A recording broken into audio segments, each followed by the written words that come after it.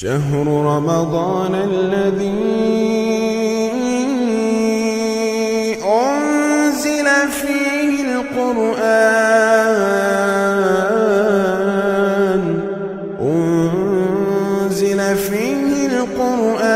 هدى للناس وبينات من الهدى والفرقان. الف لام را تلك آیات الکتاب المبین انا انزلناه قرآنا عربیا لعلکم تعقلون نحن نقص عليك احسن القصص بما اوحينا اليك هذا القرآن وان كنت من قبله لمن الغافلين.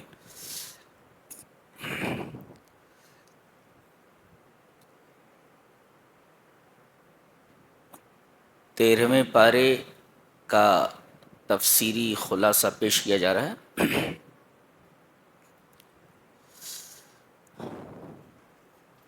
سورہ یوسف چل رہی ہے جسے قرآن حکیم نے دنیا کا سب سے بہترین قصہ کہا ہے. احسن القصص،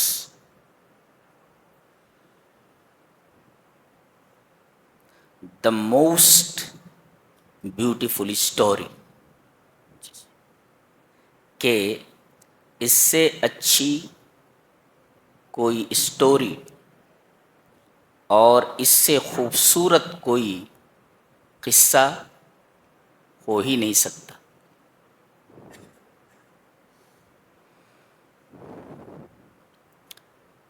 یہ قصہ ایک خواب سے شروع ہوتا ہے اور خواب کی تعبیر پر ختم ہو جاتا ہے.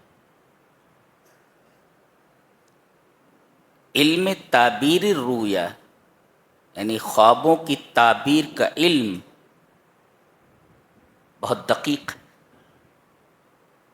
ہر کوئی آدمی خواب کی تعبیر نہیں بتا سکتا.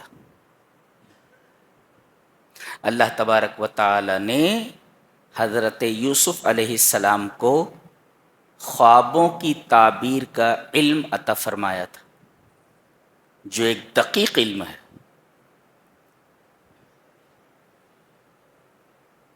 میرا خیال ہے کہ دنیا کی بڑی سے بڑی یونیورسٹیز میں یہ علم پڑھایا نہیں جاتا اور پڑھا بھی نہیں سکتا.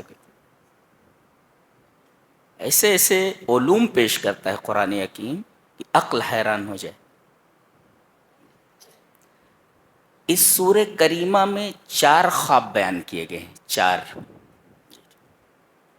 ایک خواب تو حضرت یوسف علیہ السلام نے دیکھا کہ 11 ستارے اور چاند اور سورج مجھے سجدہ کر رہے ہیں. ایک خواب تو یہ. اور ایک خواب مصر کے بادشاہ کا ہے. مصر کے بادشاہ کا ہے. اس نے خواب کیا دیکھا تھا؟ وقال الملک انی ارى 7 بقرات سمان یأکلہن 7 عجاف. میں نے خواب دیکھا ہے کہ 7 موٹی گائیں ہیں جنہیں 7 دبلی گائیں کھا رہی. 7 موٹی گایوں کو 7 دبلی گائیں کھا رہی. یہ خواب ہے. اور اس نے دیکھا کہ 7 ہری بالیاں ہیں اور 7 سوکھی بالیاں ہیں. اب تمام منجمین بلائے گئے کہ اس خواب کی تعبیر کیا ہوگی کہ 7 دبلی گائیں 7 موٹی گایوں کو کھا رہی اور 7 ہری بالیاں ہیں اور 7 سوکھی بالیاں ہیں. انہوں نے یہ کہہ کر کے چھٹی لے لی. قالوا اضغاث احلام، یہ خواب پریشاں ہیں. وما نحن بتاویل الاحلام بعالمین، اور خواب پریشاں کی تعبیر ہم نہیں بتا سکتے. اس وقت حضرت یوسف علیہ السلام جیل میں تھے. انہوں نے اس خواب کی تعبیر بتائی. تو ایک خواب تو حضرت یوسف علیہ السلام نے دیکھا اور ایک خواب بادشاہ مصر نے دیکھا اور ایک خواب جیل کے ایک ساتھی نے دیکھا جو نان بائی تھا, بادشاہ کے لیے کھانا بناتا تھا وہ تھا. اور ایک ساتھی اور تھا جیل کا جو بادشاہ کو شراب پلاتا تھا. یعنی ایک نان بائی تھا خباز اور ایک تھا ساقی شراب پلانے والا.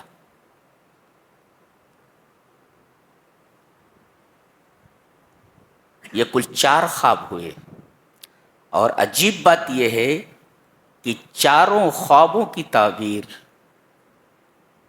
حضرت یوسف علیہ السلام نے بتائی.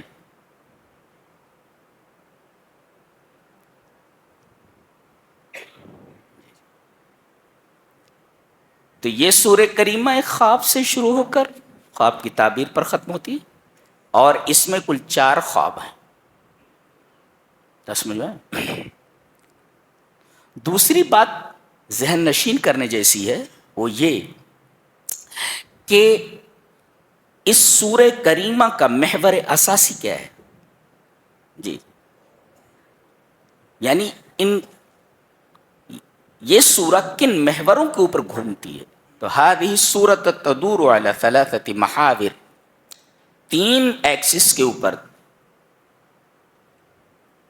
3 محوروں کے اوپر گھومتی ہے. ذہن میں رکھو, ثق فی تدبیر اللہ, اللہ تبارک و تعالی کی تدبیر پر بھروسہ رکھو. دوسرے اصبر, صبر کرو, ہے پیشنس, صبر کرو. اور تیسرے لا تیأس, زندگی میں کبھی مایوس نہیں ہونا. کیا بات ہے اللہ. ایک ایک بات موتیوں سے بھی زیادہ قیمتی ہے. جو بھی آپ کے ساتھ ہو رہا ہے یہ اللہ کی تدبیر ہے اور اللہ کی تدبیر پر آپ بھروسہ رکھیے جی. دوسرے صبر کا دامن کبھی ہاتھ سے مت چھوڑیے. اور تیسرے کبھی بھی آپ مایوس مت ہو. لا تیأس. یہ 3 محور ہیں جن کے اوپر یہ پوری کی پوری سورت کریمہ گھومتی ہے. بٹھاؤ ذہن میں اس کو. تو ثق فی تدبیر اللہ, اللہ تبارک و تعالیٰ کی تدبیر پر بھروسہ ایک, دوسرے صبر, اور تیسرے کبھی مایوس مت ہونا. اور خاص طور سے اس سورہ کریمہ کے اندر جو ایک نمایاں چیز نظر آتی ہے بالکل عجیب و غریب, کیا کہ جتنے بھی واقعے اس سورہ کریمہ میں بیان کیے گئے ہیں, جتنے بھی حادثے ہیں, ظاہرھا مظلم و باطنھا مشرق, کہ اگر ظاہر میں دیکھا جائے تو اندھیرا ہی اندھیرا ہے اور باطن میں دیکھا جائے تو روشنی ہی روشنی. بظاہر دیکھا جائے کسی حادثے کو تو تاریک نظر آئے گا, اندھیرا ہی اندھیرا نظر آئے گا, اور اس کے اندر جا کر کے اگر آپ دیکھیں تو روشنی ہی روشنی ہے. ایک مثال لے لیں. حضرت یوسف علیہ السلام کو بھائیوں نے کنویں میں ڈال دیا, مرنے کے لیے چھوڑ دیا. یا تو یہیں بھوکا پیاسا مر جائے گا اور یا تو کوئی آدمی اس کو نکال لے گا اور لے کر چلا جائے گا. دیکھو اس کا ظاہر کتنا تاریک ہے, کنواں خود تاریک ہے, اندھیرے میں ڈوبا ہوا ہے, اس کا ظاہر بالکل تاریک ہے, لیکن اس کے باطن میں اندروں میں جا کر کے دیکھیے تو روشنی ہی روشنی ہے کہ ایک قافلہ آتا ہے اور ان کو کنویں سے نکال کر کے مصر کے بازار میں بیچتا ہے اور یہ شاہی محل میں پہنچ جاتے ہیں. گویا کہ کنویں میں ڈالنا یہ سبب ہوتا ہے آپ کے بادشاہ بننے کا. کنویں میں ڈال دیا گیا تھا اس کو، اور بعد میں یہی جو کنویں میں ڈال دیا گیا تھا یہ بادشاہ بنتا ہے. تو ظاہر میں تو تاریکی نظر آ رہی ہے، لیکن باطن کتنا روشن ہے وہ آپ دیکھیں. تو ایسے ہی آپ کی زندگی میں اگر ایسے حالات آئیں کہ آپ کو تاریکی کے سوا، اندھیرے کے سوا کچھ دکھائی نہیں دیتا، تو اللہ کی تدبیر پر بھروسہ رکھو. اس تاریکی کے پیچھے کوئی روشنی چھپی ہوئی ہے. اللہ کی تدبیر پر بھروسہ رکھو. اور ایک مفسر نے عجیب بات لکھی ہے کہ ان الید التی القت یوسف فی البیر جاءت بعد سنوات وقالت تصدق علینا. کتنی عجیب بات کی.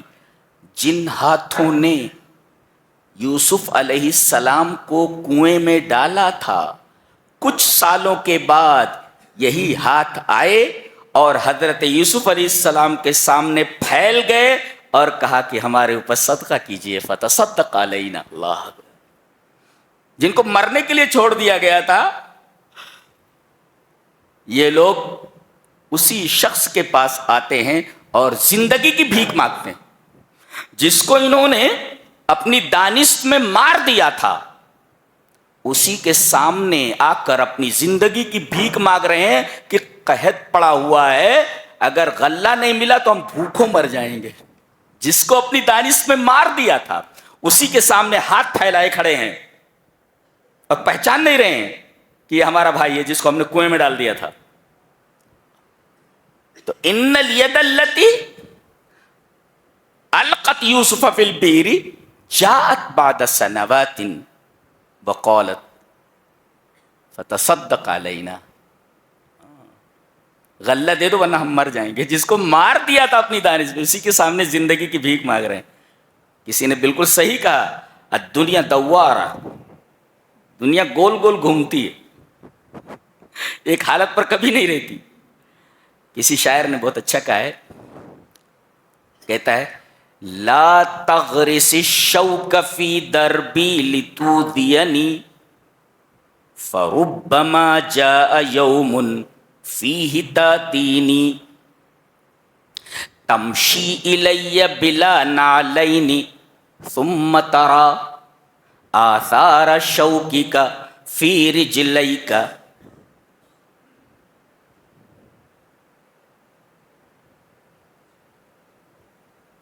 من دونی. اللہ، دیکھو کہتا ہے کہ میری راہ میں کانٹا مت بو. لا تغرس الشوک فی دربی، میری راہ میں کانٹا مت بو تاکہ تو مجھے تکلیف پہنچائے، کہ میرے پیر میں چبھ جائے. ہو سکتا ہے کہ کسی دن تو میرے پاس اسی راستے سے آئے اور جب میرے پاس پہنچے تو تیرے پیر میں جوتا نہ ہو لیکن کانٹے کے آثار تیرے پیروں میں دکھ رہے ہوں. تو اگر کسی کی راہ میں کانٹا بچھا رہے ہو تو یہ یاد رکھو، ہو سکتا ہے کہ وہ کانٹا تمہارے ہی پیر میں چپ جائے. قاعدہ ہے. دنیا دوارہ ہے، دنیا ایک حالت پر نہیں رہتی، بدلتی رہتی ہے. یہ سبق ملا اس. کتنی عجیب بات ہے. جس کو اپنی دانش میں لوگ مار چکے تھے اسی کے سامنے زندگی کی بھیک مانگ رہے ہیں کہ اگر آپ نے ہمیں غلہ نہیں دیا تو ہم سب مر جائیں گے. دنیا دوارہ، دنیا ایک حالت پر نہیں رہتی. یہ بتایا قرآن حکیم نے. ایک بات اور معلوم ہوئی کہ بیمار شفا یاب ہو سکتے ہیں. حضرت یعقوب علیہ السلام اپنے بیٹے کے غم میں رو رو کر کے اندھے ہو گئے تھے. جب حضرت یوسف علیہ السلام کی قمیص ان کے چہرے کے اوپر ڈالی گئی، فرتد بصیرا، بینائی لوٹ آئی. یعنی مریض اچھا ہو سکتا ہے، مریض کو مایوس نہیں ہونا چاہیے. یہاں تک کہ آدمی اگر کینسر کے لاسٹ اسٹیج پر بھی ہو، لا تیأس، مایوس مت ہو. دیکھیں آنکھیں چلی گئی ہیں، آنکھیں دوبارہ آ گئی ہیں. صرف فی تدبیر اللہ، اللہ تبارک و تعالیٰ کی تدبیر پر وہ سارے. یہ قرآن ہے. یہ کہتے ہیں قرآن میں کیا ہے؟ ارے قرآن میں کیا نہیں ہے یہ بول. ایکس مسلم کا ایکس مسلم ہے، عربی کی تو عین آتی نہیں ہے، اور اسلام میں اور قرآن میں کیڑے نکالتے بیٹھا ہے. اسلام پر اعتراض کرنے کے لیے بڑے بڑے لوگ آئے اور آج کسی کا پتہ نہیں ہے. اور قرآن آج بھی اسی شان کے ساتھ موجود ہے.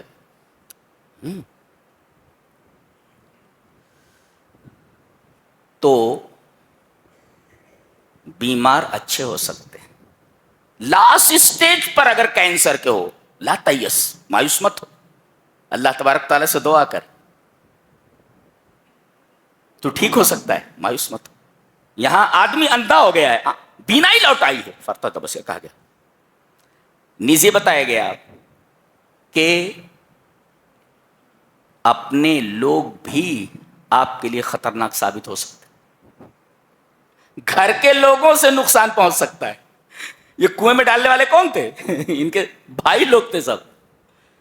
تو گویا کہ اپنے قریبی لوگ بھی آپ کی جان کے دشمن ہو سکتے ہیں. لہذا یہ بات بھی اپنی نگاہ میں رکھو، قریبی لوگ بھی آپ کے دشمن ہو سکتے ہیں.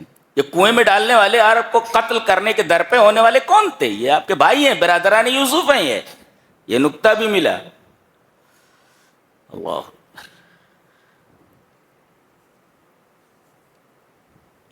اور یہ بتایا گیا کہ اگر اللہ کوئی نعمت آپ کو عطا کرے تو اپنے محبوب لوگوں کو بتاؤ جو آپ سے سچی محبت رکھتے ہیں. ہر ایک کے سامنے نعمت بیان مت کرو. یہاں عالم یہ ہے کہ نعمت تو چھوڑو، خوابوں سے حسد کر رہے ہیں. کچھ سمجھ میں آ رہا ہے؟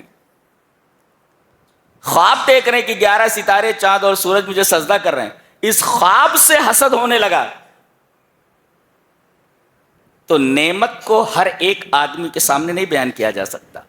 اور نیز یہ بھی معلوم ہوا کہ خواب اگر برا دیکھو تو بیان مت کرو، اچھا دیکھو تو اپنے کسی خیر خواہ کے سامنے اپنا خواب بیان کرو. اس لیے کہ آدمی نے اگر غلط تعبیر بتا دی تو ہو سکتا ہے کہ جیسے اس نے کہا ہے ویسا ہی ہو جائے. یہ بات ذہن میں رکھیں. اور بچوں کو یہ تعلیم دی گئی کہ اپنے بڑوں کا احترام کریں. جی. اور جب وہ کسی کام کو نہ کرنے کے لیے کہیں تو ان سے سوال جواب نہ کرو، چپ چاپ مان لو. دیکھو یہاں کہا گیا قال یا بنی لا تقصص رؤیاک علی اخوتک، اے میرے بچے اپنا خواب اپنے بھائیوں سے بیان مت کرنا. دیکھیں منع کر رہے ہیں، اپنے بیٹے کو ایک چیز سے منع کر رہے ہیں. کیا؟ کہ لا تقصص رؤیاک علی اخوتک، اپنا یہ خواب اپنے بھائیوں سے بیان مت کرنا. دیکھو انہوں نے کوئی سوال جواب نہیں کیا، بیٹے نے چپ چاپ نصیحت مان لی. اور بڑوں سے یہ کہا گیا کہ کسی چیز سے اگر چھوٹے کو منع کرو تو اس کی وجہ بتا دو، تاکہ چھوٹے کے ذہن میں خلجان نہ رہے کہ پتہ نہیں کس وجہ سے اس بات سے مجھے روکا گیا، منع کیا گیا. لہذا حضرت یعقوب علیہ السلام اس کی وجہ بتا دیتے ہیں. یہ خواب اپنے بھائیوں سے بیان مت کرو، فَيَكِيدُ لَكَ كَيْدًا، تیرے تعلق سے چال چلنے لگیں گے. دیکھو یہ بتا دیا وجہ بتا. عجیب بات یہ ہے کہ بتا دیا کہ اس وجہ سے میں کہہ رہا ہوں کہ یہ خواب اپنے بھائیوں سے بیان مت کرنا، تیرے خلاف چال چلنے لگیں گے، تجھے نقصان پہنچانے کے در پہ ہو جائیں گے. اور نفسیاتی مسئلہ، دنیا کی تمام سائیکولوجی کی کتاب پڑھ لیجئے آپ، یہ نقطہ آپ کو کہیں نہیں ملے گا. یہ کہنے کے بعد کہ اپنا خواب اپنے بھائیوں سے بیان مت کرنا، ہو سکتا ہے کہ وہ تیرے خلاف چال چلنے لگیں اور تجھے نقصان پہنچائیں. نفسیاتی نکتہ یہ حضرت یعقوب کہہ رہے ہیں ان الشیطان للانسان عدو مبین.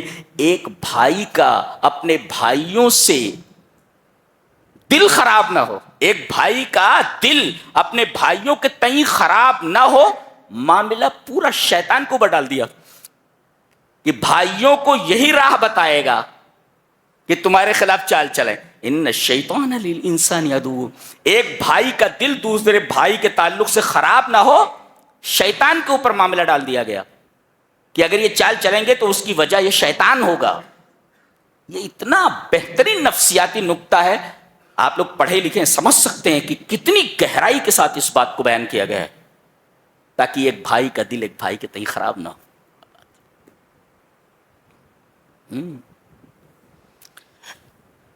بیٹا کہہ رہا ہے ابا, اس میں اشارہ اس بات کی طرف ہے کہ بچوں کو اپنے بڑوں کی توقیر کرنی چاہیے اور بڑوں کو اپنے چھوٹوں کے اوپر رحم کرنا چاہیے. یہ تعلیم. اچھا, عجیب بات یہ ہے کہ یہ دشمنی مال و دولت حاصل کرنے کی غرض سے نہیں تھی کہ حضرت یوسف کو سب کچھ مل جائے گا ہمیں کچھ نہیں ملے گا.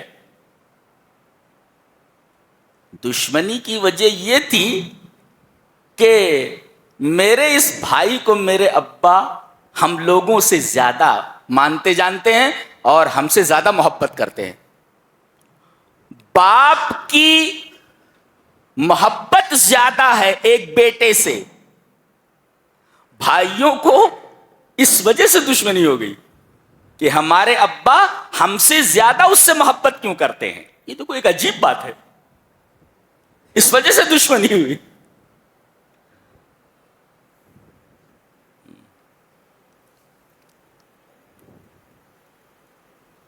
ایک اور نفسیاتی مسئلہ, کنویں میں ڈال دیے اور ایک بھیڑ کو ذبح کر کے حضرت یوسف علیہ السلام کے کرتے کو اسی کے خون سے رنگ دیا, اور شام کے وقت آئے. دیکھو بہت پیارا نکتہ بیان کرنے جا رہا ہوں. شام کے وقت آئے جبکہ جہاں یہ واقعہ ہوا تھا وہاں سے ان کا گاؤں زیادہ دور نہیں تھا, لیکن انہوں نے شام ہونے کا انتظار کیا. اچھا, شام کو آئے. وَجَاءُوا عَلَىٰ قَمِيصِهِ بِدَمٍ كَذِبٍ, اور وہ لوگ حضرت یوسف کا کرتا جھوٹے خون کے ساتھ لائے. جھوٹا خون لگا ہوا تھا اس میں, یعنی حضرت یوسف کے بدن سے ان کا کرتا بھی اتار لیا گیا تھا. کوئی ایسا کیسے کر سکتا ہے؟ کپڑے اتار لیے ان کے. تو ایک بھائی کے ساتھ ایسا کیسے کر سکتا ہے؟ کپڑے اتار لیے اور اس کو خون سے تر کر دیا. یہ کپڑا لے کر کے آئے.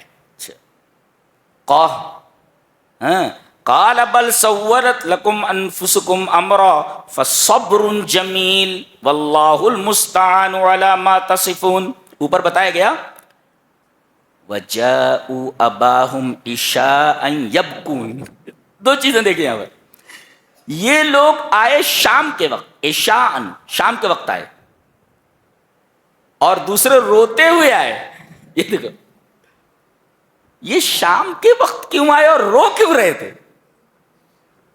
مفسرین نے اس کی وجہ بیان فرمائی ہے کہ شام کے وقت آئے تاکہ ان کے چہروں سے حضرت یعقوب ان کا جھوٹ نہ پکڑ سکیں کہ یہ جھوٹ بول رہے ہیں. اس لیے کہ آدمی جب جھوٹ بولتا ہے تو اس کے چہرے پر لکھا ہوا ہوتا ہے کہ یہ جھوٹ بولتا ہے, اس لیے کہ the face is index of mind.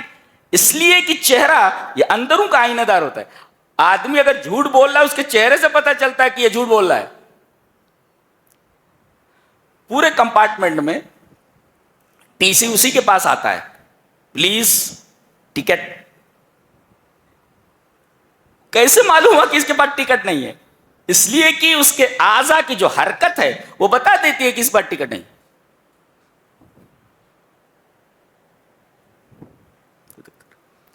T C فوراً سمجھ جاتا ہے کہ اس بندے کے پاس ٹکٹ نہیں ہے. تو اعضا بولتے ہیں, چہرہ آدمی کا بولتا ہے کہ اس کے اندروں میں کیا ہے. تو شام کے وقت آئے تاکہ بات کرتے ہوئے ان کے چہرے سے ان کے ابا جھوٹ نہ پکڑ لیں. یہ ایک نفسیاتی مسئلہ ہے, سائیکولوجیکل پوائنٹ ہے یہ ایک. اور رو کیوں رہے تھے؟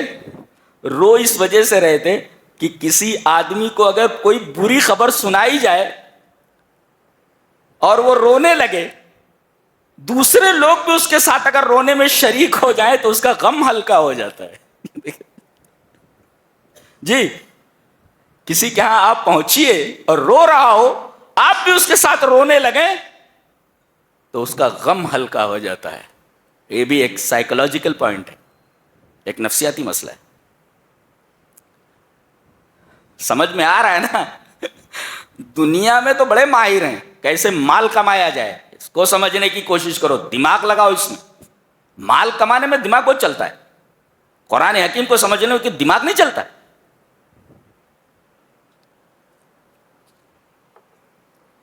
اور ایک نکتہ یہ ملا کہ قتل ایک ایسا گناہ ہے کہ قاتل کتنی بھی احتیاط برتے کوئی نہ کوئی کلیو چھوڑ کر ہی ہٹے گا, جس سے تفتیش کرنے والا جو مفتش ہوگا قاتل کو پکڑ لے گا. یہ اتنا بڑا گناہ ہے قتل. کتنی بھی احتیاط برتے قاتل, کتنا بھی گہرائی کے ساتھ پلان بنائے مرڈر کا, کوئی نہ کوئی کلو چھوڑ ہی جائے گا اور مفتش اس کلو کو اٹھا لے گا اور قاتل تک پہنچ جائے گا.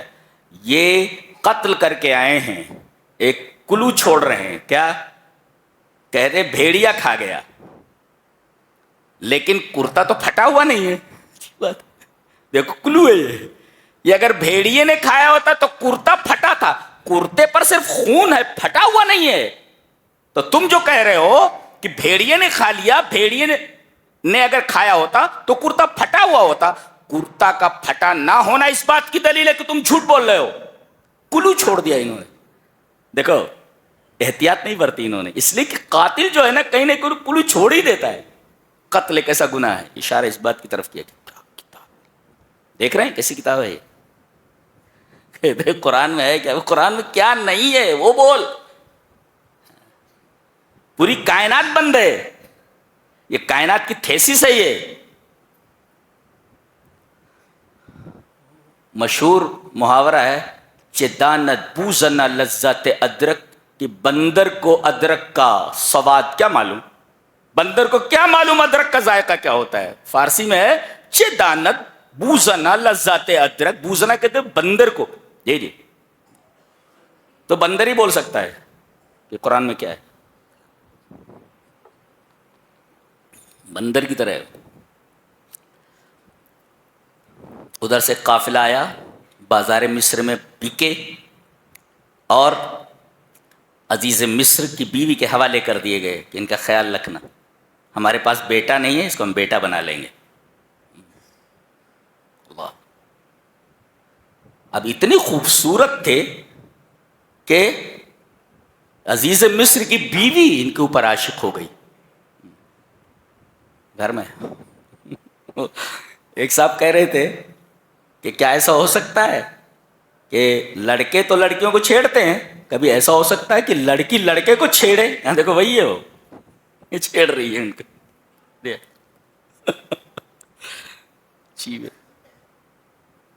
اور ایک دفعہ اس نے اپنے محل میں بلایا, سارے دروازے بند کر دیے اور کہا کہ میرے ساتھ گناہ کرو. حضرت یوسف علیہ السلام بھاگ پڑے, دروازے کھلتے گئے. کسی نے کہا ہے کہ آبے کعبہ بگڑا ہوا ہو تو ایک چنا کیا بھاڑ پھوڑ سکتا ہے. پتہ یہ چلا کہ تم اپنی سی کوشش کر کے تو دیکھو, اللہ تبارک و تعالیٰ کوئی نہ کوئی دروازہ کھول ہی دے گا, راستہ کھول دے گا. دیکھو یہ گناہ سے بھاگے, اللہ نے دروازے کھول دیے. ایسے گناہ سے بھاگو, گناہ سے بھاگنے پر تمہیں راستہ مل جائے گا گناہ سے نکلنے کا. یہ بھی معلوم ہوا ہے, معلوم. اور نوجوانوں کو تعلیم دی گئی کہ یہاں کوئی دیکھنے والا نہیں ہے، شوہر موجود نہیں ہے، دروازے بند ہیں، دونوں جوان ہیں، گناہ کر سکتے ہیں، لیکن حضرت یوسف علیہ السلام جوان رانا ہونے کے باوجود گناہ کرنے پر آمادہ نہیں ہوتے. یہ آپ لوگوں کے لیے سبق ہے. قال معاذ اللہ، اللہ کی پناہ، ایسا نہیں کر سکتا. کیا عفت ہے، کیا پاک دامنی ہے اللہ. اللہ ایسے نہیں مصر کا تخت دے دیتا ہے، عفت ہے، پاک دامنی. تو اگر آپ کو دنیا میں عزت حاصل کرنی ہے تو عفت اور پاک دامنی کو لازم پکڑو. یہ نوجوانوں کے لیے حضرت یوسف علیہ السلام ایک آئینہ ہے، آئینہ ہے. اس آئینے میں ہر نوجوان کو اپنا چہرہ دیکھنا چاہیے.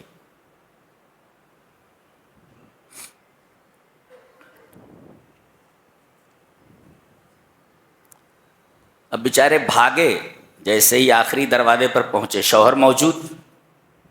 تریا چرتر دیکھو، وہ کہنے لگی یہ میرے ساتھ زیادتی کر رہا تھا، یہ میرے ساتھ زیادتی کر رہا تھا. ایک گواہی دینے والے نے گواہی دی کہ فیصلہ ہم کرتے ہیں کہ اگر کرتا آگے سے پھٹا ہے تو یوسف گنہگار ہیں، اگر کرتا پیچھے سے پھٹا ہے تو یہ عورت گنہگار ہے. دیکھا گیا تو کرتا پیچھے سے پھٹا تھا، کرتے نے گواہی دی کہ حضرت یوسف معصوم. ہاں دیکھ رہے ہیں. پھر بھی حضرت یوسف علیہ السلام نے دعا کی کہ اے اللہ مجھے جیل پسند ہے مگر یہ گناہ پسند نہیں. تو اتنا بڑا ہو سکتا ہے، اتنا بڑا ہو سکتا ہے. جیل کی مصیبتیں برداشت کر لوں مگر یہ عیش برداشت نہیں جو حرام ہے. اور جیل میں ڈال دیے جاتے ہیں. اور وہیں پر یہ دونوں نوجوان ملتے ہیں. کہا کہ حضرت آپ بڑے نیک دکھائی دیتے ہیں، اِنَّا نَرَاكَ مِنَ الْمُحْسِنِينَ، آپ بڑے اچھے دکھائی دے رہے ہیں. تو ایک بات پوچھیں؟ تو کہ پوچھو. کہا کہ میں نے خواب دیکھا ہے کہ میں شراب نچوڑ رہا ہوں، انی آسر خمرا. دوسرے نے کہا کہ حضرت میں نے بھی خواب دیکھا ہے. کہا کیا؟ بولے انی ارانی احمل فوق راسی خبزا تاکل الطیر منہ. میں نے خواب دیکھا ہے کہ میرے سر کے اوپر روٹیوں کا ایک خوان ہے اور اوپر سے چڑیاں آتی ہیں اور خوان میں سے روٹیاں اٹھا اٹھا کر کے لے جا رہی ہیں. یہ خواب میں نے دیکھا ہے. حضرت یوسف علیہ السلام نے کہا ٹھیک ہے کھانا آ جانے دو، کھانا کھا لیتے ہیں، اس کے بعد میں اس خواب کی تعبیر بتاتا ہوں. قال لا یاتیکما طعام ترزقانہ الا نبأتکما بتاویلہ قبل ان یاتیکما. گویا کہ جیلوں کے اندر کھانا دیے جانے کا رواج ہزاروں سال پہلے ہے. جی کھانا دیا جاتا. اب جب تک کھانا آتا ان کو اسپیس ملا تھوڑا سا. نوجوان کافر تھے، ان کے سامنے توحید کی دعوت پیش کر دی.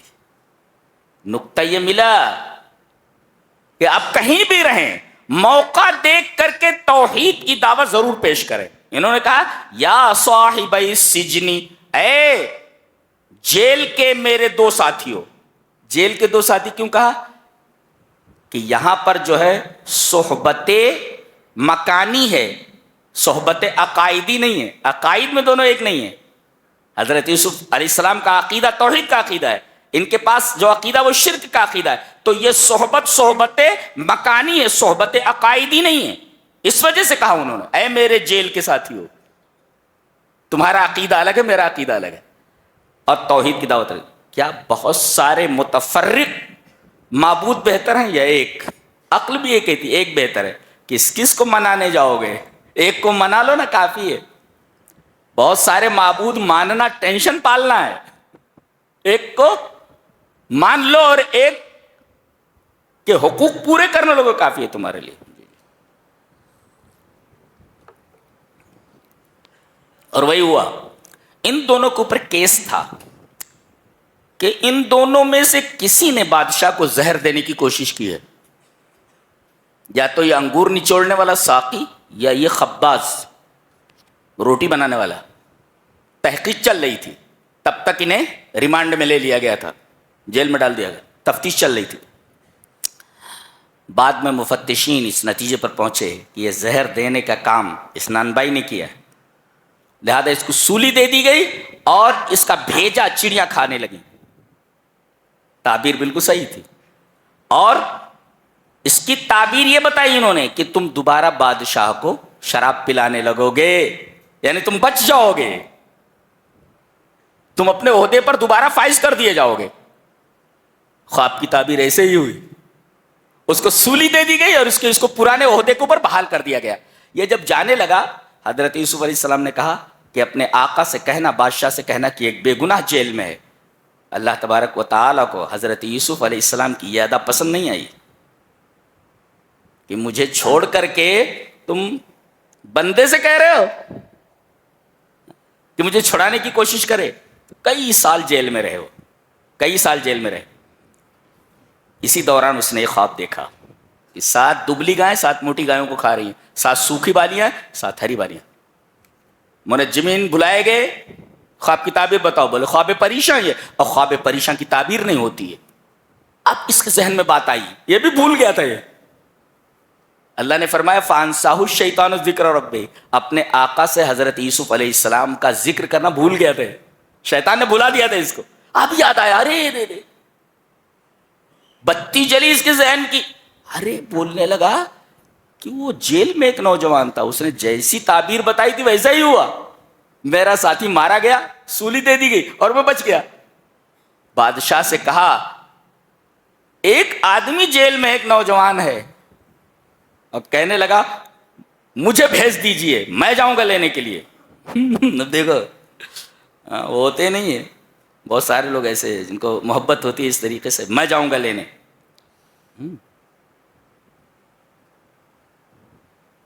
وقال الذي نجا منهما وادكر بعد امة انا انبئكم بتاويله فارسلون، کہنے لگا میں خواب کی تعبیر بتاؤں گا۔ کون بولتا ہے؟ وہ ساقی بولتا ہے میں خواب کی تعبیر بتاؤں گا، فارسلون مجھے بھیج دو۔ اب آیا یہ، حضرت یوسف علیہ السلام کو غصہ آنا چاہیے تھا نا، غصہ آنا چاہیے تھا۔ ارے میں نے کہا تھا کہ اپنے آقا سے ذکر کرنا، تو نے میرا ذکر نہیں کیا۔ بالکل غصے میں نہیں آئے، یہ کہنے لگا یوسف ایھا الصدیق، ارے بھائی سچے تو آئیے وہ، کہنے کی کیا ضرورت، اے یوسف اے سچے، خواب کی تعبیر بتاؤ۔ افتنا فی 7 بقرات سمان یاکلہن 7 عجاف و7 سنبلات خضر واخرى یابسات، خواب کی تعبیر بتائیے۔ لعلی ارجع الی الناس لعلہم یعلمون، میں لوگوں کو جا کر بتاؤں تاکہ انہیں معلوم ہو جائے کہ اس خواب کی تعبیر کیا ہے۔ آپ نے فرمایا کہ 7 سال خوشحالی کے آنے والے ہیں۔ جی ہری بالیوں کا مطلب یہ ہے، ہری بالیوں کا، اور موٹی گایوں کا مطلب ہے 7 سال پیداوار اچھی کر لو، اس لیے کہ 7 سال کے بعد 7 سال جو اگلے آنے والے ہیں قحط کے سال ہیں، لہذا پورا سسٹم صحیح کر لو تاکہ اگلے 7 سال جو قحط کے ہیں ان کو اچھی طریقے سے ڈیل کر سکو۔ اندازہ لگائیے کہ کیا کیا نظام بنایا ہوگا حضرت یوسف علیہ السلام نے۔ اریگیشن جو ڈپارٹمنٹ ہے اس کو الرٹ کیا ہوگا انہوں نے کہ نظام آپ پاشی صحیح ہونا چاہیے، کھیتوں کو اچھا بناؤ، زیادہ سے زیادہ پیداوار حاصل کرنے کے لیے جتنی بھی کوششیں ہو سکتی تھی انہوں نے کی، اور یہ بھی انہوں نے بتا دیا کہ بالیوں ہی کے اندر غلہ رکھو۔ کتنی عجیب بات ہے، بالیوں میں رکھو تو غلہ محفوظ رہتا ہے، اگر بالیوں سے نکال کر کہیں اسٹور کرو کچھ دنوں بعد خراب ہو جائے گا غلہ۔ بتایا فَذَرُوهُ فِي السُّنبُلِ، اس کی بالیوں کے اندر غلے کو چھوڑ دو، یہ ترکیب بھی بتائی۔ بادشاہ بڑا خوش ہوا، کہا ایسا نیک آدمی جیل میں ہے، نکالو اس کو۔ حکم نامہ جاری کر دیا گیا کہ اس نوجوان کو جیل سے باہر نکالا جائے، بے گناہ ہے یہ واحد قیدی ہے دنیا کا جو نکلنے کے لیے شرط رکھ رہا ہے، میں نہیں نکلتا، میں نہیں نکلتا۔ بولے کیوں نہیں نکلتے؟ یہ واحد قیدی ہے دنیا کا جو جیل سے نکلنے کے لیے تیار نہیں ہے بلکہ اپنی شرط پر نکلنے کے لیے تیار ہے۔ شرط کیا رکھی؟ مجھے جس گناہ میں جیل میں لایا گیا، اس گناہ کی تحقیق کر کے بتاؤ، گناہ کی تحقیق کرو. میں اگر مجرم ہوں تو رہنے دو، میں اگر مجرم نہیں ہوں تو مجھے جیل سے نکالو. تحقیق کی گئی، عورت کو بلایا گیا، اس نے خود اقرار کر لیا کہ یہ غلطی میری طرف سے ہوئی. یہ واحد قیدی ہے دنیا کا جو اپنی شرط کے اوپر جیل سے نکلنے کے لیے تیار ہے. نہیں نکلتا بولے. ایک نقطہ اور ملا، یہ اس وجہ سے اپنے معاملے کی تحقیق کرا رہے تھے کہ تاکہ اگر کسی بڑے عہدے پر فائز ہوں تو لوگ انگلی نہ اٹھائیں، ارے اس نے تو عزیز مصر کی بیوی کے اوپر ہاتھ ڈالا تھا، ریپسٹ ہے یہ، گنہگار ہے یہ. آج ایسی لوگوں کو بڑے بڑے عہدے دیے گئے. سبحان اللہ و بحمدہ، سبحان اللہ العظیم. اللہ،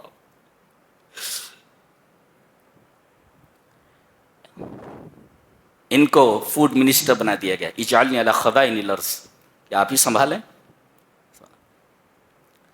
اس سے پتہ چلا غیر مسلم حکومت میں عہدہ لیا جا سکتا ہے، عہدے پر رہ کر کام کیا جا سکتا ہے. نقطہ یہ معلوم ہوا. دوسرا نقطہ یہ معلوم ہوا کہ جہاں آپ رہیں حکومت غیر مسلم بھی ہے تو آپ اس کے خیر خواہ رہیں. دیکھیے یہ نبی ہے، پورا مصر مشرک ہے، اکیلے یہی توحید والے ہیں، لیکن وہاں رہ رہے ہیں اور وہاں کے لوگوں کی اگرچہ ان کا مذہب دوسرا ہے ان کی خیر خواہی کر رہے ہیں. یہ بھی تعلیم دی گئی. ہم ہندوستان میں ہیں، ہماری زمین ہے، ہمارا ملک ہے، ہمارا ملک ہے یہ جی. ہم اس کے خیر خواہ نہیں ہوں گے تو کون ہوگا؟ خیر خواہ رہیں. بتائیے. اب قحط جب پڑا تو آئے، حضرت یعقوب علیہ السلام نے بھیجا اپنے بیٹوں کو. کہتے جب یہ آئے وَجَاءَ إِخْوَةُ يُوسُفَ فَدَخَلُوا عَلَيْهِ فَعَرَفَهُمْ وَهُمْ لَهُ مُنْكِرُونَ. حضرت یوسف علیہ السلام نے دیکھتے ہی پہچان لیا یہی ہے میرے بھائی، لیکن ان کے بھائی انہیں نہیں پہچان سکے. کافی عرصہ ہو گیا تھا اور ان کے ذہن میں بھی نہیں رہا ہوگا کہ کہاں میرا بھائی اور کہاں یہ بادشاہ عزیز مصر، اتنی بڑی پوسٹ پر جس کو ہم نے کنویں میں ڈال دیا تھا، اتنی پوسٹ پر کیسے پہنچ سکتا ہے؟ یہ بھی خیال تھا ذہن میں. پھر گھما پھرا کر کے انہوں نے پوچھا کون کون ہے گھر میں؟ بولے بوڑھے والد ہیں اور ایک بھائی ہے. کہا کہ آئندہ آنا تو بھائی کو لے کر آنا. سگے بھائی ہیں ان کے، حضرت بنیامین. اس کو کیوں نہیں لائے؟ بولے چھوٹے ہیں وہ، ابا انہیں آنے نہیں دے رہے تھے. بولے اگر اس کو دوبارہ نہیں لائے نا ایک دانہ نہیں دیں گے ہم. بھائی سے ملنا تھا نا. اب اس کے بعد ابا سے انہوں نے کہا کہ دوبارہ جانا ہے، لیکن عزیز مصر نے یہ شرط رکھی ہے کہ وہ بھائی کو بھیج دو اور ہم اس کی حفاظت کریں گے. چوپڑا بولے تو اس سے پہلے یوسف کو تمہارے حوالے کیا گیا تھا، کہہ رہے تھے کہ ہم حفاظت کریں گے، اب اس کو بھی لے جاؤ گے، تم حفاظت کرو گے. فاللہ خیر حافظا وهو ارحم الراحمین. اللہ سب سے زیادہ حفاظت کرنے والا ہے اور وہ ارحم الراحمین ہے. تم کیا حفاظت کرو گے؟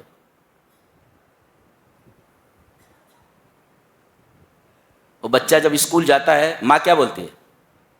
Take care. بچہ کیا ٹیک کیئر کرے بھائی؟ اس کو اللہ کی حفاظت میں دو. اللہ کی حفاظت. ٹیک کیئر، وہ کیا ٹیک کیئر کرے گا؟ وہ کیا ٹیک کیئر کرے گا؟ اللہ، یہ تعلیمات ہیں اسلام کی. فاللہ خیر حافظا وهو ارحم الراحمین. اللہ تبارک تعالیٰ سب سے بہترین حفاظت کرنے والا ہے. تو اپنے بچوں کو اللہ کی حفاظت میں دو. ٹیک کیئر آف یو بولے تو کیا حفاظت کرو؟ بچہ کیا حفاظت کرے گا اپنی؟ ذرا دھیان رکھنا اپنا. ارے کائے کا دھیان رکھے گا وہ؟ کیا دھیان رکھ سکتا ہے؟ اللہ کے حوالے کرو. کوئی دوست رخصت ہو رہا ہو اللہ کے حوالے کرو. اچھا اب یہ سب جوان ہیں، خوبصورت ہیں، اب یہ جا رہے ہیں. باپ نے نصیحت کی. نصیحت دیکھو.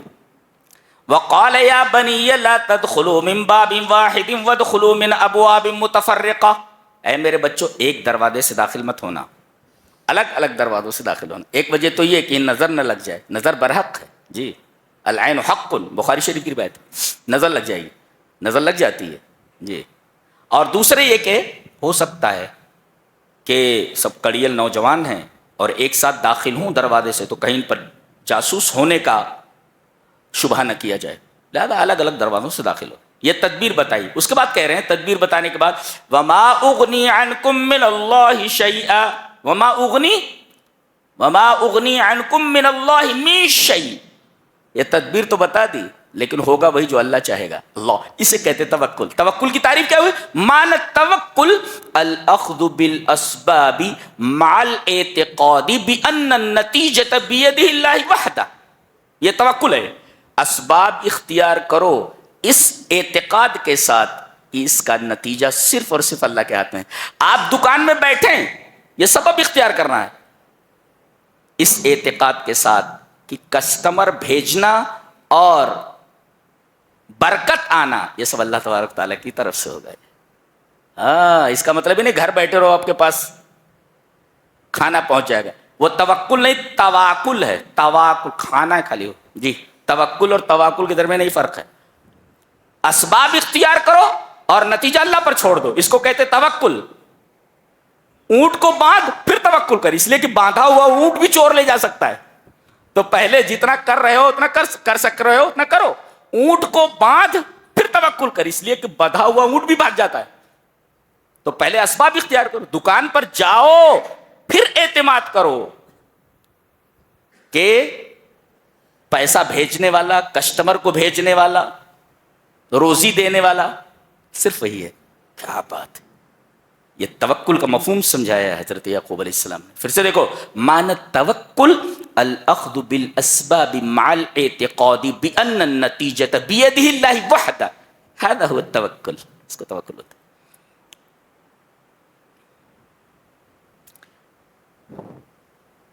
اب بنیامین کو بلایا انہوں نے الگ لے جا کر کے. وَلَمَّا دَخَلُوا عَلَى يُوسُفَ آوَى إِلَيْهِ أَخَاهُ. اپنے سگے بھائی بنیامین کو ایک طرف لے گئے.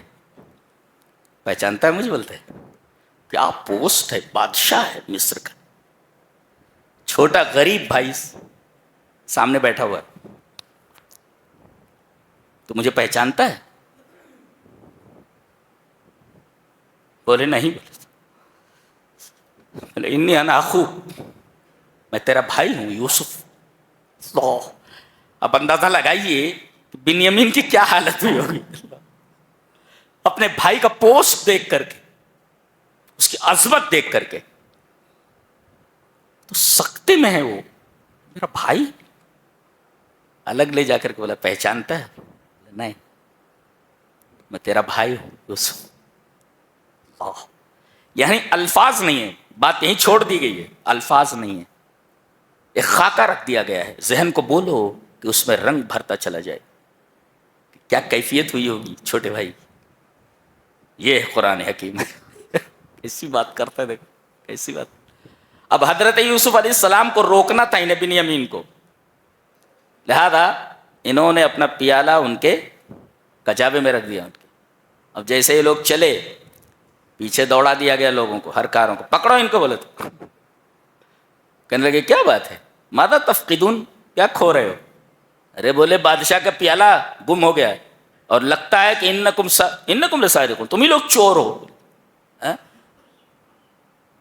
فلما جہزهم بجہازهم جعل السقایۃ فی رحل اخیہ ثم اذن مؤذن ایتها العیر انکم لسارقون. ایک قافلے والوں رکو، تم چور ہو، تم چور ہو.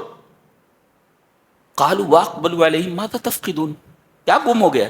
بولے قالوا نفقد سعاء الملک، بادشاہ کا پیالہ ہم ڈھونڈ رہے ہیں، وہ گم ہو گیا ہے، اب ہمیں تلاشی لینی پڑے گی. کہا کہ بالکل بالکل تلاشی لیجیے آپ، ہم لوگ ایسا کام کیسے کر سکتے ہیں. اچھا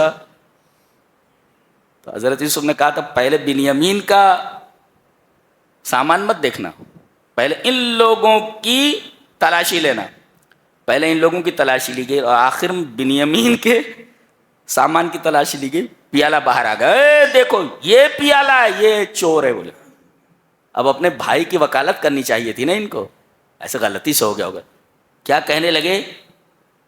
کہنے لگے قالوا ان یسرق فقد سرق اخ له من قبل. اب ہم کیا کہیں اس نے اگر چوری کی ہے، چوری، اس کا ایک بھائی بھی تھا یوسف نام کا، وہ بھی بہت بڑا چور تھا بولے تو یہ دیکھیے، یہ دیکھیے، اس کا ایک بھائی تھا، وہ بھی بہت بڑا چور تھا بولے، ان یسرق فقد سرق اخ له من قبل، اس سے پہلے اس کا ایک بھائی تھا، وہ بھی بہت بڑا چور تھا وہ. لیجیے جناب، حضرت یوسف علیہ السلام سن رہے ہیں، یہ ان کے سامنے کہا جا رہا ہے کہ ان کا ایک بھائی تھا یوسف، وہ بھی بہت بڑا چور تھا بولے تو کھڑے ہو. حضرت یوسف علیہ السلام نے کہا انتم شر مکانا، you all of you in a bad position، شر مکانا، بہت بری پوزیشن میں ہو، بچو گے نہیں. کہا کہ تمہارے گاؤں کے قانون کے مطابق فیصلہ کیا جائے، یہاں کے قانون کے مطابق فیصلہ کیا جائے.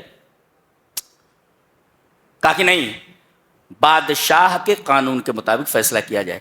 اب مصر کا اس وقت کا قانون تھا کہ چور کی چوری ثابت ہو جائے تو اس کو غلام بنا لیا جائے. اس سے ایک نقطہ نکالا مفسرین نے کہ جہاں آپ رہ رہے ہیں وہاں کے قوانین سے آپ کو واقف ہونا ضروری ہے. کم سے کم گھر میں ایک لائر ہونا چاہیے. میرے ایک صاحبزادے لائر ہیں الحمدللہ، جی لائر ہیں جی. تو کہا گیا قالوا ان يسرق فقد سرق اخ له من قبل فاسرها يوسف في نفسه ولم يبدها له قال انتم شر مكانا. بہرحال رکھ لیے گئے، جرم ثابت ہو گیا ہے نا. حضرت یوسف علیہ السلام نے جو ان کو اپنے پاس رکھ لیا. اب گئے، اب باپ کے سامنے جائیں کیسے؟ پہلے کو تو کھو کر آئے تھے، دوسرا بھی کھو دیا انہوں نے. کہا کہ بولے وہ چوری کی تھی اس نے، اس وجہ سے پکڑ لیا گیا وہ. حضرت یعقوب علیہ السلام اور بے قرار ہو گئے. کیا نام لینا چاہیے تھا؟ ہائے بنیامین، ایسا بولنا چاہیے تھا نا. بنیامین کا نام نہیں لے رہے ہیں، کیا بول رہے ہیں؟ اللہ اکبر. وَتَوَلَّى عَنْهُمْ وَقَالَ يَا أَسَفَ عَلَى يُوسُف. ابھی گم ہوئے بنیامین اور افسوس کر رہے ہیں حضرت یوسف علیہ السلام. کتنا پیار تھا اس باپ کو اپنے بیٹے سے، اور اپنی پیٹھ پھیر لی ایسے. اس کے بعد کہنے لگی یا اسف علی یوسف، اور آنکھوں سے آنسو جاری. اس کا مطلب اپنے آنکھوں کے آنسوؤں کو اپنا غم بیان کرنے کے لیے کسی کے سامنے مت دکھاؤ. یہ آپ کو بہت بڑا غم ہے. ایسے چہرہ پھیر لیا، اس کے بعد رونے لگے. یا اسف علی یوسف وابیضت عیناہ من الحزن فہو کظیم. دل ایسا گھٹ رہا تھا اندر سے کہ بول نہیں پا رہا. قظیم کا مطلب ہوتا ہے اندر ایسا غم بھرا ہوا کہ آدمی بول نہ سکے، ایسا تھا. بہرحال کہا کہ جاؤ. گئے اور اس کے بعد حضرت یوسف علیہ السلام نے اپنے آپ کو ظاہر کر دیا.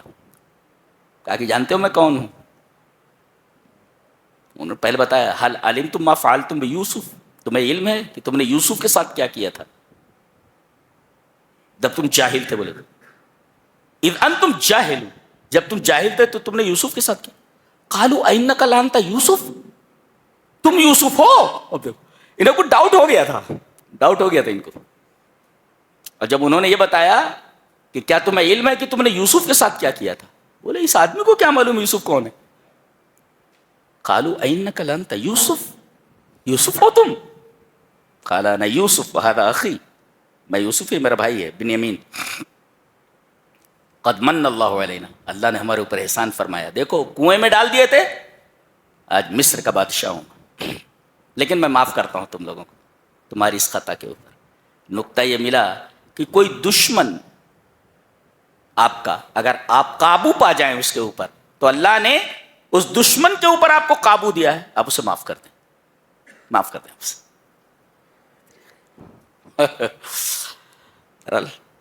ترجمہ پڑھ لیجئے، خاص خاص باتیں جو تھیں میں نے بیان کر دیا.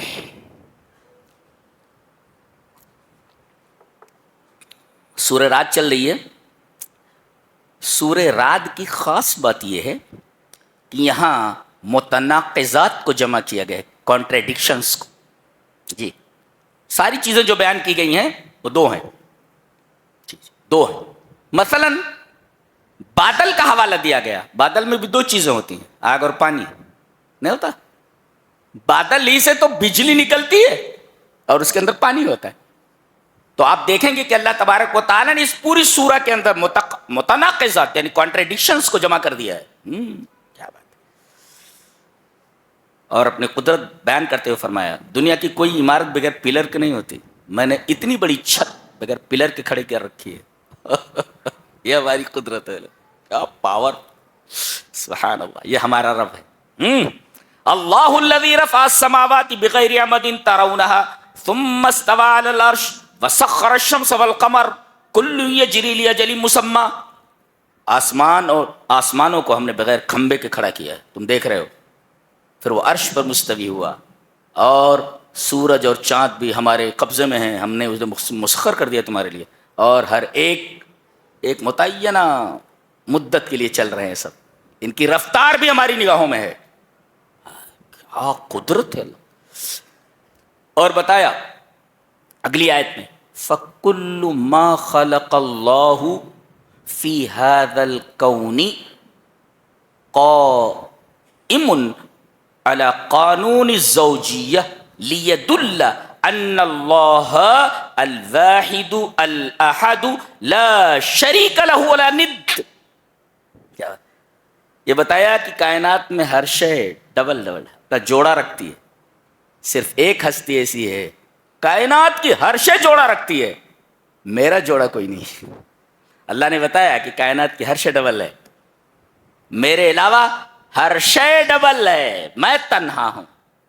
بتائے گویا کہ کائنات کی ہر شے قانون تزویج پر قائم ہے، جوڑے کے قانون پر قائم ہے. کائنات میں ہر شے اپنا جوڑا رکھتی ہے، یہاں تک کہ حسیات کے علاوہ معنویات میں بھی. حسیات میں عورت کے مقابلے میں مرد ہے، چھوٹے کے مقابلے میں بڑا ہے، ناٹے کے مقابلے میں لمبا ہے، کالے کے مقابلے میں گورا ہے. تو حسیات کے علاوہ معنویات میں بھی جوڑا ہے. نیک ہے برا ہے جی، ظالم ہے مظلوم ہے، ساری چیزیں. تو کانٹریڈکشنز کو بیان کیا گیا ہے. متناقضات فی ھذا الکون، کانٹریڈکشنز ان دس ورلڈ. سبحان اللہ وبحمدہ. ایک قانون بتایا گیا کہ ان اللہ لا یغیر ما بقوم حتی یغیروا ما بانفسہم. ترجمہ دیکھو، بے شک اللہ تعالی اس قوم کو نہیں بدلتا جب تک کہ وہ اس چیز کو نہ بدلے جو اس کے نفسوں میں ہے. یہ پہلے بتا دوں، ان التغییر لا یکون الا بالتغییر. تبدیلی ہی کی وجہ سے آتی ہے.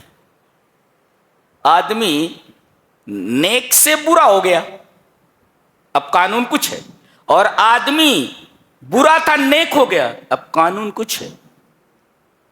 اور انفس کہہ کر کے بتایا گیا کہ یہ تبدیلی اندر سے شروع ہونی چاہیے، باہر سے نہیں. ہاں، لا بد ان یبدا من النفس. نفس سے، اندر سے یہ چیز شروع ہونی چاہیے. یہ تبدیلی کہاں سے؟ اگر آدمی بد اخلاق ہے تو اسے اچھے اخلاق والا ہونا چاہیے. اخلاق خبیثہ اس کے پاس ہے تو اخلاق عالیہ سے متصف ہونا ضروری ہے، اس سے مزین ہونا ضروری ہے. تو اللہ تعالی، تم بدلتے ہو تو اللہ بدلتا ہے. ان التغییر لا یکون الا بالتغییر، یہ قانون ہے اللہ کا. اگر تم برے سے نیک بن گئے تو یہ قانون تمہارے لیے ہوگا، اور اگر تم برے سے نیک ہو گئے تو ایک قانون دوسرا تمہارے اوپر لاگو کیا جائے گا. تو جس طریقے سے تبدیلی تمہارے اندر آئے گی اسی طریقے سے تبدیلی اللہ کے حکم میں ہوگی.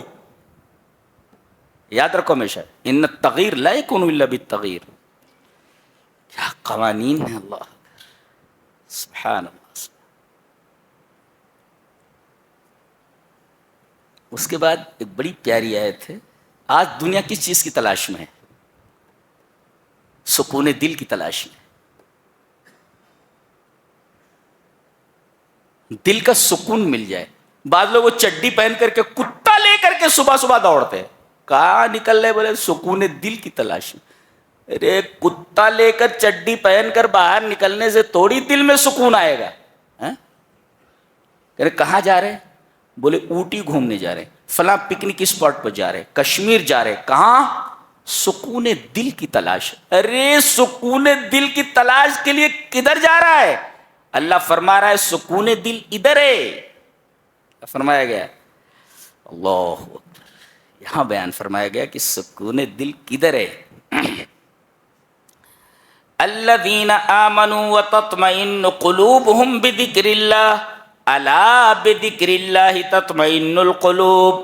یہ بذکر اللہ کو پہلے کر دیا گیا، اور ظرف جب مقدم ہو تو عربی نحو کا قاعدہ یہ ہے کہ اس میں تخصیص پیدا ہو جاتی ہے کہ اللہ کے ذکر ہی سے دلوں کا اطمینان ہوتا ہے، دلوں کو اطمینان حاصل ہوتا ہے. اللہ کے ذکر ہی سے دلوں کو اطمینان ہوتا ہے، یعنی اس کے علاوہ کوئی بھی چیز آپ اختیار کریں اس سے سکون دل حاصل نہیں ہوگا. تھوڑی دیر کے لیے ایسا لگے گا جیسے آپ کو سکون مل گیا ہے، لیکن جیسے ہی وہ وقت ختم ہوگا وہ اضطراب اور وہ قلق اور وہ گھبراہٹ پھر دل کو اپنے گھیرے میں لے لے گی. مکمل اور مسلسل سکون کے لیے ذکر الہی ضروری ہے.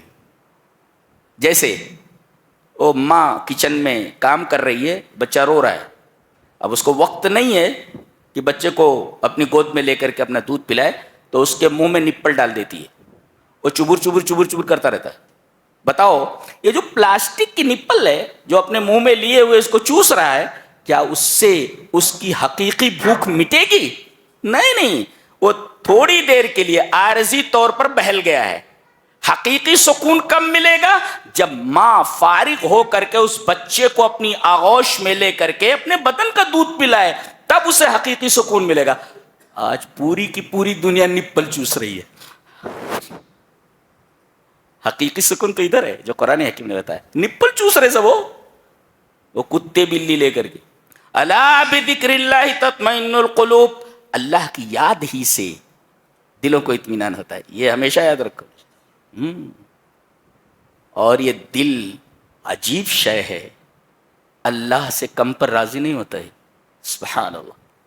جب تک اللہ نہیں ملتا اس کا اضطراب ختم نہیں ہوتا، اس لیے کہ اسے حقیقت نہیں ملی. کسی نے بہت اچھا لکھا کہ دل کا حال ایسا ہے کہ اللہ سے کم پر راضی نہیں ہوتا. جب تک اللہ نہ ملے دل مضطرب رہتا ہے، اس کا پریشان رہتا ہے. یہ یاد رکھ، یہ علاج یہاں بتایا گیا. الا بذکر اللہ تطمئن القلوب. جی اس کے بعد فرمایا گیا کہ جتنے بھی انبیاء آئے سب کے سب بال بچوں والے تھے. وَلَقَدْ أَرْسَلْنَا رُسُلًا مِّن قَبْلِكَ وَجَعَلْنَا لَهُمْ أَزْوَاجًا وَذُرِّيَّةً. ہم نے جتنے رسولوں کو اے ہمارے حبیب آپ سے پہلے بھیجا، ہم نے ان کے لیے بیویاں دیں اور بچے تھے. یعنی بیویاں بھی ان کی تھی اور بچے بھی. پتہ یہ چلا کہ بیوی اور بچے یہ آپ کی روحانی ترقی اور دین کے راستے میں آڑے نہیں آ سکتے، دین کے راستے میں رکاوٹ نہیں بن سکتے. آپ جوگی نہیں بن سکتے، آپ رہبانیت نہیں اختیار کر سکتے. معاشرے میں رہ کر کے آپ اللہ تبارک تعالیٰ کی عبادت کریں. قطعاً اجازت نہیں ہے کہ آپ سوسائٹی چھوڑ دیں اور جنگلوں میں نکل جائیں، سادھو بن جائیں، بالکل اجازت نہیں اس کی. تو جتنے بھی انبیاء آئے سب بیوی بچے والے تھے. اور ایک نکتہ یہ ملا کہ بیوی بچے کون رکھتا ہے؟ بشر ہوتا ہے. یہاں بشریت کی دلیل دی گئی کہ جتنے انبیاء تھے سب بشر تھے، اس لیے کہ سب بیوی بچے والے تھے. اور بیوی بچے ہونا یہ بشریت کی دلیل ہے، سب بشر تھے. نبی کریم صلی اللہ علیہ وسلم کی ازواج میں حضرت خدیجۃ الکبریٰ اور حضرت عائشہ رضی اللہ تعالیٰ عنہ کا مقام بہت بلند ہے. دیکھیے پہلی شادی ایک بیوہ سے ہوئی ہے. نبی کریم صلی اللہ علیہ وسلم کی ذات مبارکہ پر گندی سوچ کے لوگ اعتراض کرتے ہیں کہ انہوں نے ایک 9 سال کی لڑکی سے شادی کر لی، حضرت عائشہ سے، جب آپ کی شادی ہوئی تو حضرت عائشہ 6 سال کی تھی، لیکن رخصتی جب ہوئی تو 9 سال کی تھی. اس کو حوا بنایا ہوا ہے انہوں نے. یہ نہیں دیکھتے کہ سب سے پہلی جو شادی ہوئی ہے وہ حضرت خدیجۃ الکبریٰ سے ہوئی، ایک بیوہ سے کیا ہے. ایک خوبصورت نوجوان ایک ایسی عورت سے شادی کرتا ہے جو عمر میں کافی بڑی ہوئی ہے. یہ نہیں دیکھتے کہ بیوہ. اور جتنی بھی آپ کی بیویاں ہیں سب کی سب سیبہ ہیں حضرت عائشہ کے علاوہ. کرے حضرت عائشہ سے شادی کر لی 9 سال کی عمر میں. ارے بھائی شادی کی عمر کب ہوتی ہے؟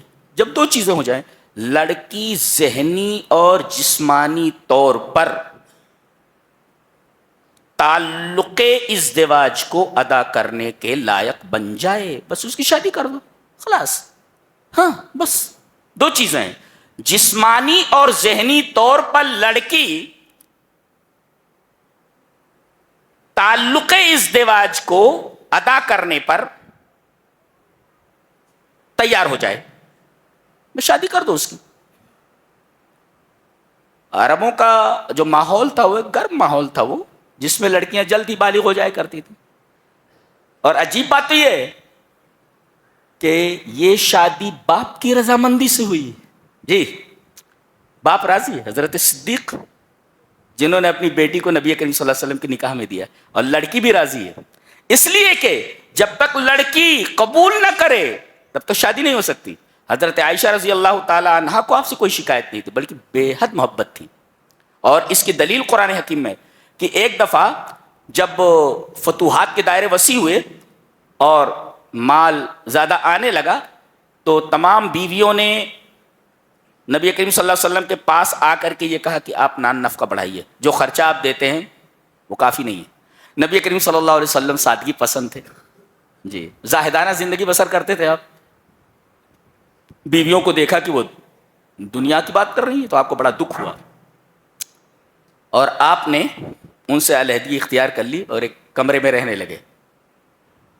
لوگوں کو یہ معلوم ہوا کہ شاید آپ نے طلاق دے دیے سب کو.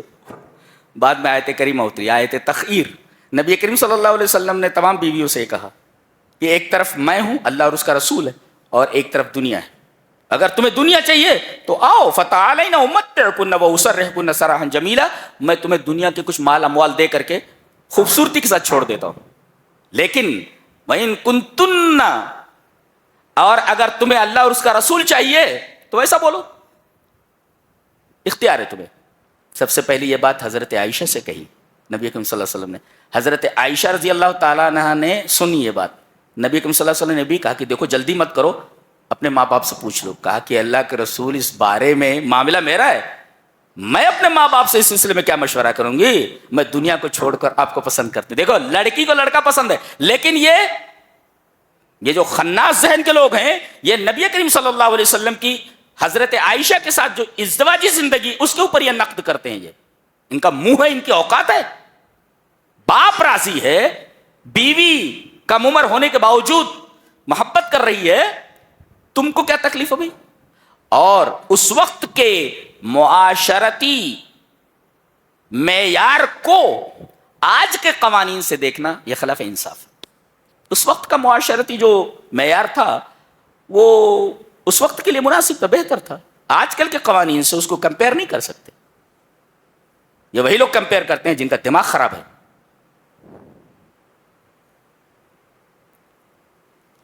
تو رسول اللہ صلی اللہ علیہ وسلم کی محبت حضرت عائشہ کی تئیں معلوم ہوگی اور حضرت عائشہ کی محبت نبی کے تئیں معلوم ہوگی. یہ قرآن حکیم سے ثابت ہے. یہ لڑکی کو اختیار دیا گیا ہے، چاہے تو نکل جا میری نکاح سے. کہا کہ اللہ کے رسول ایسا کیسے ہو سکتا ہے؟ ماں باپ سے مشورہ لینا بھی پسند نہیں کرتی، میں دنیا کو چھوڑ کر آپ کو پسند کرتی ہوں. میں یہ ہے لڑکی. ہاں عائشہ سے نکاح کر لیا، 10 سال کی تھی، 9 سال کی تھی. منہ ہے تیرا، اوقات ہے تیری بات کرنے کی.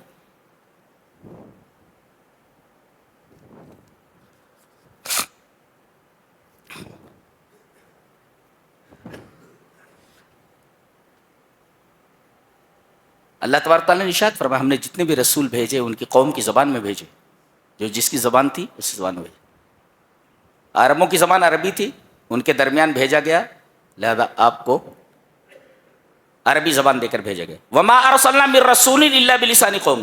اب کوئی اعتراض کرے کہ آپ تو پوری دنیا کے رسول ہیں اور دنیا میں مختلف زبانیں ہیں، تو آپ کو انگریزی بھی آنی چاہیے، آپ کو لیٹن بھی آنی چاہیے، آپ کو ہیبریو بھی آنی چاہیے، ساری زبانیں آنی چاہیے. جواب اس کا یہ ہے کہ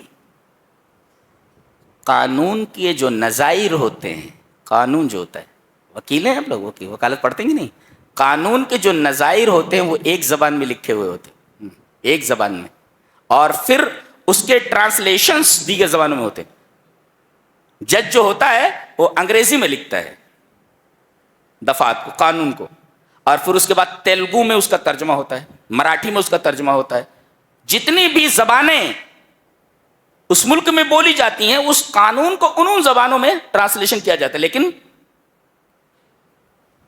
جو جج کی زبان ہے وہ ایک ہی زبان میں لکھتا ہے وہ. تو اللہ تبارک تعالیٰ نے اسی طرح قانون کی اس کتاب کو عربی زبان میں نازل کیا ہے، پوری دنیا کے لوگوں کے حوالے کر دیا گیا کہ ترجمے کر لو اور سمجھ لو. لہذا کوئی اعتراض کی بات نہیں ہے جی، اس لیے کہ قانون کے نظائر کو ایک زبان میں لکھا جاتا ہے، زبان منتخب ہوتی ہے اور پھر اس کے ترجمے دیگر زبانوں میں ہوتے ہیں. وہ تو ہمارے سامنے ہے. یہ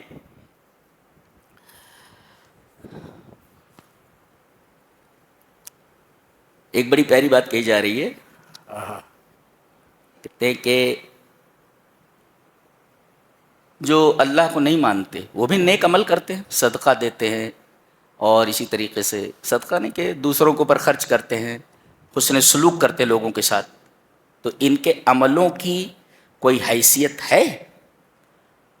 جان لو کہ جو یہ نیک اعمال کر رہے ہیں لیکن ان کے پاس ایمان نہیں ہے، تو ان کے اچھے عملوں کا بدلہ انہیں دنیا میں دے دیا جاتا ہے. اللہ کسی کے ساتھ ظلم نہیں کرتا.